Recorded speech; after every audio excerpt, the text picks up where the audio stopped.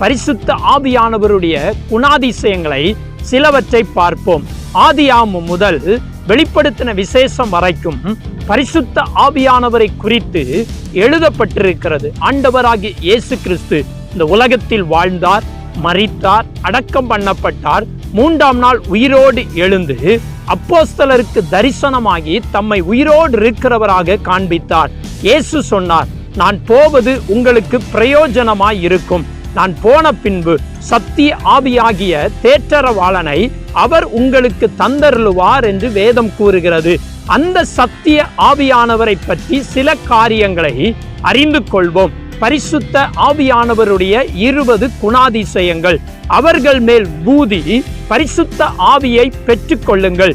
யோவான் 20ஆம் அதிகாரம் 22ஆம் வசனம். இந்த குறிப்பில் நமது வாழ்க்கைக்கு தேவையான பரிசுத்த ஆவியானவரின்